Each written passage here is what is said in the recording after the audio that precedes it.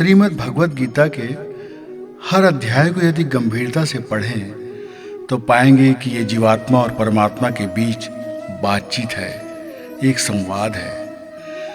अर्जुन मृत्यु लोक में रह रही समस्त जीवात्माओं का प्रतिनिधित्व कर रहे हैं और भगवान श्री कृष्ण परमात्मा का साक्षात रूप हैं।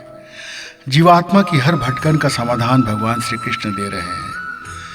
देह के आवरण में बद्ध आत्मा भी उसी तरह स्वतंत्र है जैसे श्री कृष्ण, किंतु कर्म बंधन में रहकर उसे अनिवार्यतः कुछ कर्मों का निमित्त बनना पड़ता है। इस यात्रा में विविध घटनाओं का सामना करते हुए जब वह आत्मा प्रबल जिज्ञासु हो जाता है तब उसका समाधान सद्गुरु करता है, और जो ही वो जान लेता है कि वो कौन है और वो इस रंगमंच का एक पात्र है, क्यों ही वो संसार के आवागमन से मुक्त हो जाता है।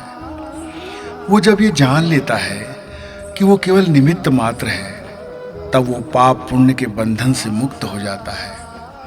अब सवाल ये है कि वो ऐसा क्यों करे, वो क्यों इन बातों को जानने की कोशिश करे।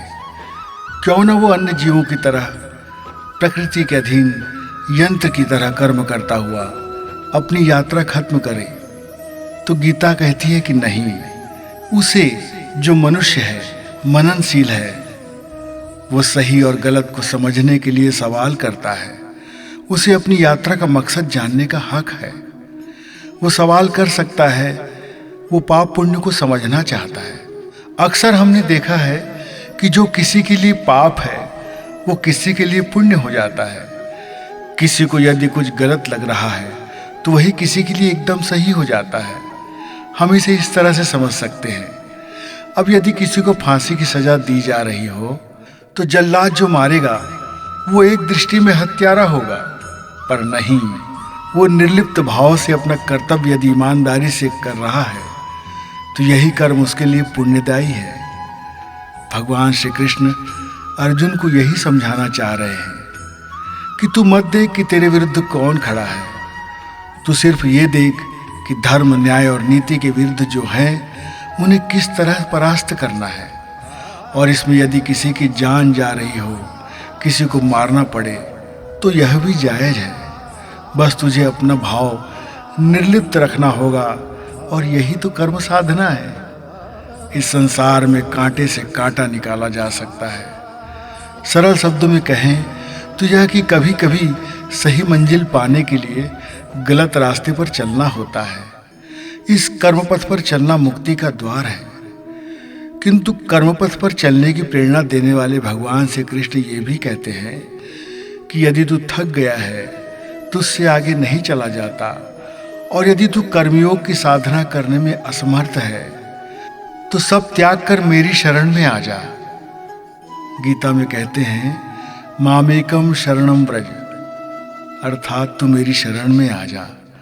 भक्ति का भाव समर्पण का है। इसलिए भक्त कहता है कि हे परमात्मा, जो कुछ है सब तेरा ही है, तू ही पालनहार है, तू ही तारणहार।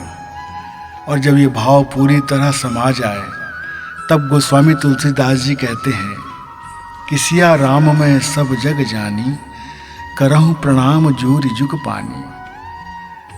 भक्त की दृष्टि में सारा संसार राममय हो जाता है, श्री कृष्णमय हो जाता है, और भक्ति का मार्ग कर्मयोग के प्रति इतना समर्पित हो जाता है कि सब तरफ यही भाव लगता है कि तू ही और बस तू ही व्याप्त है, सब और तू ही है।